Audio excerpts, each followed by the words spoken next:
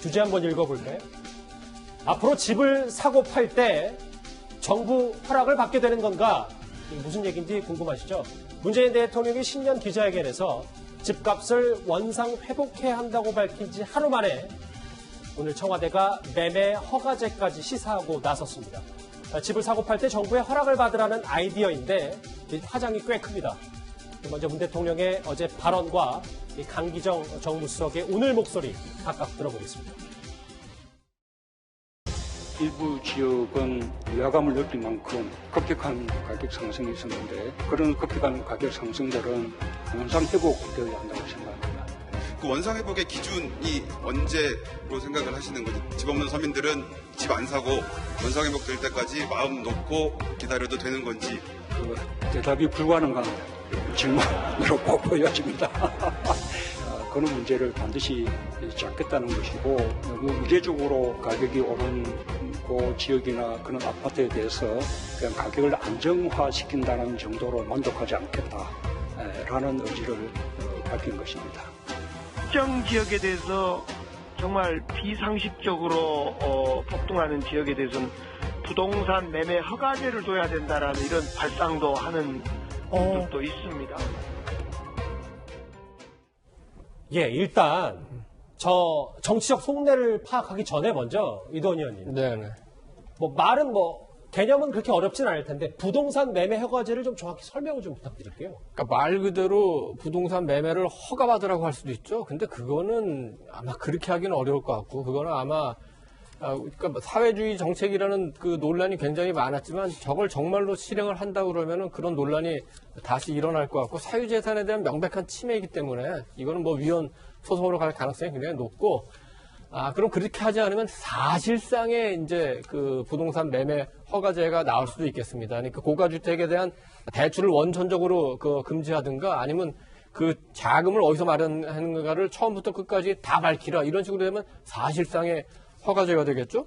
근데 갑자기 이런 얘기가 나와서 굉장히 놀라운데 그 두 가지 측면을 한번 생각해 볼 수 있을 것 같습니다. 하나는 이런 흐름이 그 민주당 내에 쭉 있었어요. 그 지금 법무부 장관을 맡고 있는 추미애 그 장관이 여당 대표 시절에 지대 추구를 비판하면서 토지 공개념을 제시했는데 그게 사실상은 토지 국유화 개념이라는 논란이 있었거든요. 그때 당시에 그 추미애 그 대표가 지목했던 학자가 헨리 조지라는 학자인데 그 미국의 이제 그 사회주의 학자인데 초기 자본주의 시대의 그 개념을 얘기한 거기 때문에 지금은 안 맞는다 이런 논란이 있었고 또 하나는 이제 박원순 서울시장이 최근에 비슷한 얘기를 하고 있죠. 저 얘기를 정무수석이 한 거를 굉장히 주목을 해봐야 됩니다. 만약에 저 부분을 오늘 김상조 그 정책실장도 다른 자리에서 그 부동산에 대한 얘기를 했지만 또는 경제수석이 얘기했으면 모르는데 정무수석이 했단 말입니다. 그렇다면 아니 이게 혹시 4월 총선이랑 혹시 관련이 돼 있는 대목이 아닌가 이런 생각을 할 수 있는데 지금 영화 기생충이 아카데미상을 받을 수 있느냐 없느냐 이게 굉장히 이제 주목이 되는데 기생충이라는 영화가 왜 중요하냐면은 그 사회의 그 가진 자와 못 가진 자의 갈등을 1대 99에서 20대 80으로 프레임을 짜서 만든 영화거든요. 거기에 나오는 그 주인공 이선균 씨 부부는 1%가 아니라 20%를 대표하는 그 계층이거든요. 그래서 강남에 집을 가진 사람들 그 20%와 그렇지 않은 사람들 80%를 안아서 대립 국면을 조성하면은 민주당에 유리한 그 선거 프레임이 될 수 있겠죠. 야당에서는 그런 그 의심까지 지금 하고 있는 상황입니다. 물론 황금 종려상을 받긴 했는데 영화 스포까지 하셨어요. 잘 들었습니다. 김태현 변호사 화면 같이 보실게요. 오늘 이 매매 허가제에 대해서 댓글들을 한번 보니까 노골적인 사회주의 발상이다. 그죠. 사유재산제 지켜내라. 국고로 몰수하겠다는 거냐.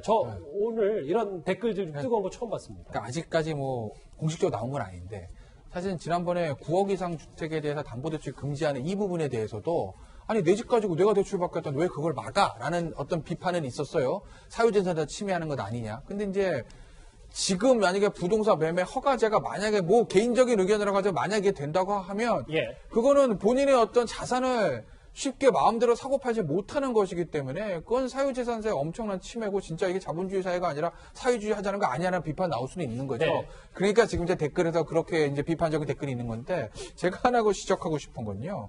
강기정 정무수석이요. 그렇게 얘기를 했습니다. 실제 청와대 안에서 논의된 적은 없다. 그리고 보면 이제 뭐 이 청와대에서도 이게 이제 파장이 커지니까 개인적인 견해를 전제로 말한 것을 알고 이렇게 얘기를 했거든요. 그렇죠. 그러면 강기정 정무수석 옷 벗어야 됩니다. 왜냐면요. 청와대 참모는 개인적인 견해란 게 있을 수 없어요.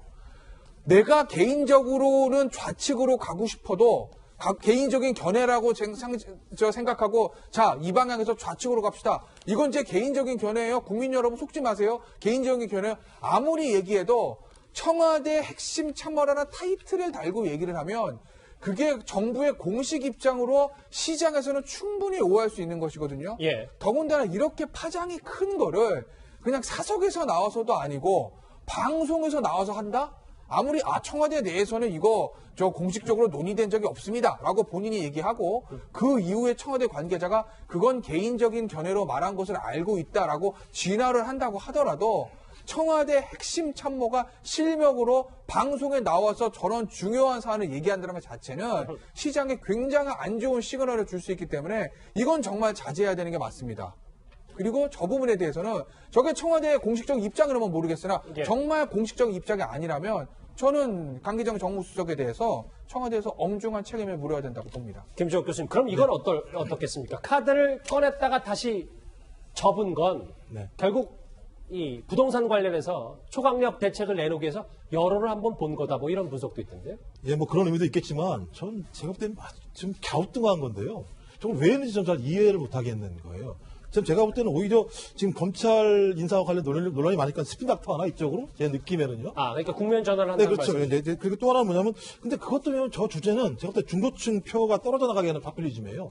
좀 이해가 안 되는 상황인 거고요. 저는 그래서 가장 중요한 문제는 먹고자 하는 문제 같은 경우 국민의 예. 상당히 중대하고 진지하게 접근을 해야 되는데 저렇게 정무수석이 쭉 나와서 한마디 뱉는 게 저는 근데 오히려 저 김상조 실장 얘기는 전 이해가 돼요. 왜냐하면 세금 문제, 보유세는 올리고 거래세는 인하하자거나 대출 이런 건 전 이해가 되는데 갑자기 뜬금없이 갑자기 매매를 허가제를 도입하자고 얘기하는 건 뭐냐면 가장 중요한 문제를 놓치고 있는 거예요. 저 같으면 그렇죠. 오히려 독일 같은 경우는 주택 문제를 부동산 문제가 아니라 사회정책으로 봅니다. 예를 들면 그래서 강남이 아닌 지역에다가 사회나 교육, 다양한 인프라를 집어넣거나 아니면 사회적 약자들이, 예를 들면 세입자들 이런 분들 같은 경우는 피해를 당하니까 그 부분에 대해서 예를 들면 상한제를 막거나 다양한 방식을 통해서 약자를 보호하는 정책으로 가야 되는 거지. 알겠습니다. 저런 식으로 헌법을 건드리는 방식으로 가게 되는 건 제가 볼 때 오히려 표를 떨어뜨리는 방식이라는 생각이 들어서 스핀 닥터를 너무 잘못 잡힌 것 같다는 생각이 들어요. 김 교수님 잠깐 언급을 해주셨는데 오늘 김상조 정책실장까지 이 부동산 정책에 말을 못했습니다. 강남을 콕 집었는데 같이 한번 들어보실까요? 그 우리나라의 전체 주택이 2천만 호고요. 예. 공동주택이 1,340만 호, 아파트만 1,000만 호가 넘습니다. 그중에서 9억 이상의 고가, 10억 이상의 초고가가 몰려있는 일부 지역, 뭐 솔직히 말씀드릴게요. 강남 사구. 네. 거기에 가격을 안정시키는 것이 1차적인 목표입니다. 네. 그것을 통해서 시장의 기들을 안정화시키고자 하는 것이고요. 아까 그 김종욱 교수님은 뭐 검찰개혁 논란이 좀 커지니까 국면 전환 아니냐라고 하셨는데 하종대 국장 강남을 콕 집어서 또 얘기했다. 총선 정말 얼마 안 앞두고 이 지지층 결집을 해서 부동산 정책 더 센 거 낸 거 아니냐라는 의견에 하종대 국장도 동의하십니까? 사실 주택 매매를 허가제로 한다 하면은 사실 그 자체가 위헌이기 때문에 예. 그거를 실제로 과연 할 수 있으리라고 생각을 저는 했다고 보지 않고요. 아하. 또 과거에 노무현 정부 때도 그걸 한번 해보려다가 안 돼서 결국 주택 매매를 허가제에서 신고제로 실시를 했던 거 아니에요. 그것도 나중에 또 이제 결국은 신고제 자체도 없어졌다가 이번 문재인 정부 와가지고 다시 부활한 거거든요. 그래서 그런 거 보면은 과연 주택매매 허가제 자체 그리고 강남의 집값 얘기가 지금 과연 제대로 실효성 있는 정책을 갖고 얘기를 한 건지 이렇게 궁금한데 사실 우리나라의 지금 주택은 주택 보급률로만 따지면 한 103% 되거든요. 예. 그러니까 주택 자체가 모자라지 않나 이렇게 생각을 하기 쉬운데 실제로 주택은 선진국 같은 경우에는요.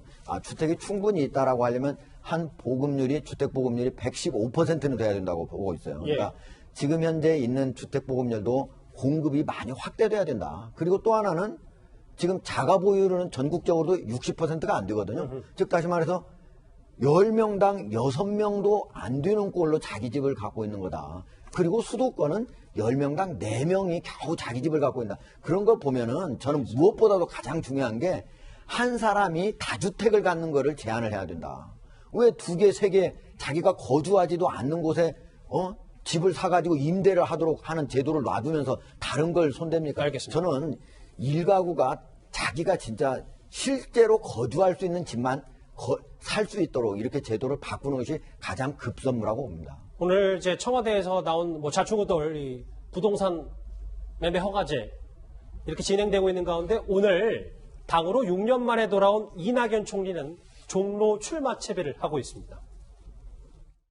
사실은 제가 이런 말씀드리면 또 곡해될 가능성이 있어서 조심스럽지만 청년 시절에 제일 많이 산 곳이 종로였습니다. 그래서 여기저기 추억도 많이 있고요. 그리고 뭔가 시골뜨기로서 종로에 산다는 건 꿈 같은 게 있지요. 그런 겁니다. 뭐 이사는 이삿짐 센터가 더 많은 일을 하니까요. 거기까지 생각하고 있는 건 아니고요. 뭐 종로 출마를 기정사실화하고 있는 이낙연 전 총리인데 이도현 의원님. 그런데 네.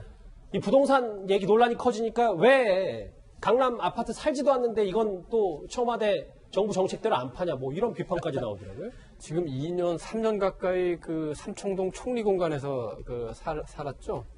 아마도 이제 종로로 급히 전세를 얻어서 이사 간 거는 그 종로 출마라는 상징성 때문에 그렇게 한 것 같고, 주택 매매나 이런 고려보단 그게 앞섰던 것 같고요. 일단 청와대에서는 살지 않는 집은 팔으라 이렇게 했는데 지금 뭐 이낙연 전 총리가 굳이 그 프레임 때문에 크게 스트레스 받을 필요는 없을 것 같습니다. 자연스럽게 종로에 거주하다가 적당한 기회가 오면은 그걸 매매하든 안 하든 그거는 이낙연 총리가 선택해야 될 문제죠. 아마도 이 전 총리는 종로에서의 이제 앞으로 선거에 더 신경을 많이 쓸 텐데, 예. 과연 진짜 언론이 예측하는 대로 쉽게 종로에 안착하고 공천을 받을 수 있지 아니면 다른 변수가 있을지 아마도 그 부분에 더 집중을 해야 될 것 같습니다. 알겠습니다. 오늘 논란이 한참 촉발됐었던 부동산 집 허가, 매매 허가제 얘기 정리를 해봤습니다. 다음 주제 넘어가기 전에 지금까지 들어온 댓글들 한번 만나보겠습니다. 관련해서 한번 같이 만나보실까요? 내 집을 내가 왜 사고 파는데 왜 허락을 맡아야 하나? 예. 조국 전 장관이 독립운동하다 탄압을 받았나? 왜 고초냐라는 의견도 있고요. 반면 우리 모두가 조국 가족에게 큰 빚을 졌다. 글쎄요, 뭐 반어법인지는 모르겠지만 일단 있는 그대로는 그렇습니다. 예. 참여연대 두 핵심 인사 양홍석, 김경률님 같은 분 존경스럽습니다. 이건 이념의 문제가 아니라 옳고 그름, 상식과 비상식의 문제입니다. 예. 조국 전 장관에게 마음의 빚을 졌다면 전 국민에겐 좌절과 분노를 안겨줬다. 예. 마지막 댓글까지 오늘 5개 댓글 차례로 만나봤습니다. 다음 주제 정치권 이슈로 좀 더 들어가 보겠습니다.